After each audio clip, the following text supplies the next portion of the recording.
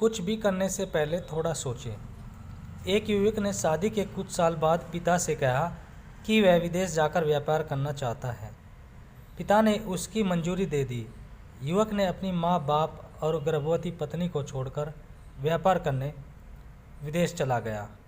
उसने विदेश में कड़ी मेहनत की और धन कमाया और वह बहुत ही अमीर सेठ बन गया। लगभग 15 साल वर्ष धन कमाने में बीत गए तो उसे वापस घर लौटने की इच्छा हुई। पत्नी को पत्र लिखकर उसने आने की सूचना दी और जहाज में बैठ गया। वह सेठ कुछ दिनों बाद अपने नगर पहुंचा।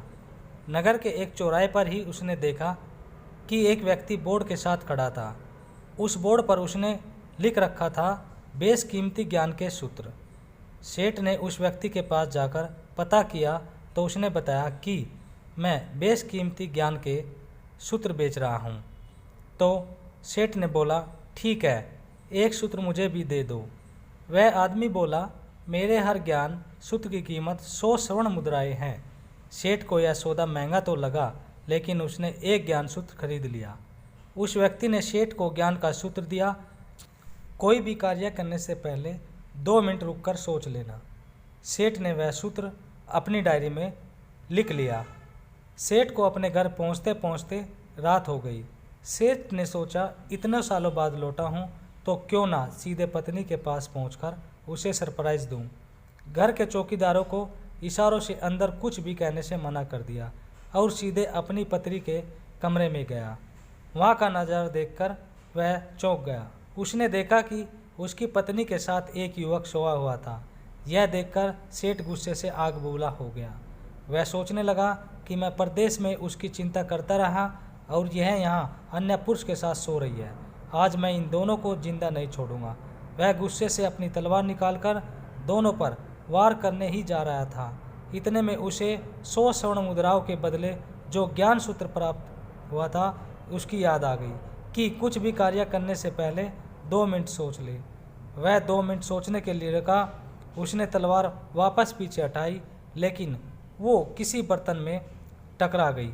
बर्तन के गिरने की आवाज़ से पत्नी की नींद खुल गई। आँख खोलते ही उसने अपने सामने अपने पति को देखा तो वह बहुत खुश हो गई और बोली, आपके बिना जीवन सूना सूना था। इंतज़ार में इतने वर्ष कैसे निकले यह मैं ही जानती हूँ। पत्नी ने इतना बोलकर पास सोए युवक को उठाते हुए बोली, बेटा उठ जा, तेरे पिताजी आए हैं। युवक उठकर जैसे ही पिताजी को प्रणाम करने झुका तो माथे की पगड़ी सेठ के पैरों में गिर गई। उसके लंबे लंबे बाल बिखर गए।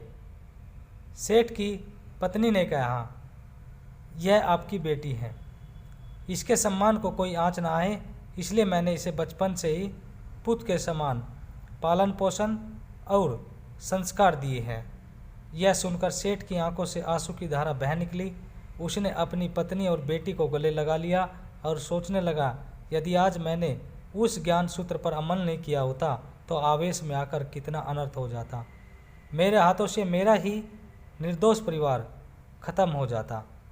शिक्षा, इस कहानी से यही शिक्षा मिलती है कि जल्दबाजी में आकर कोई निर्णय ना लेवे, क्योंकि जब हम आवेश में होते हैं तो हमें अच्छे बुरे का ख्याल नहीं रहता है। इसलिए गुस्सा होने की स्थिति में कोई भी निर्णय ना ले, कुछ देर रुके और दिमाग ठंडा होने दे और फिर सोचे कि क्या सही है क्या गलत है। दोस्तों, अगर आपको ये कहानी अच्छी लगी तो लाइक, शेयर और सब्सक्राइब कर देना। धन्यवाद।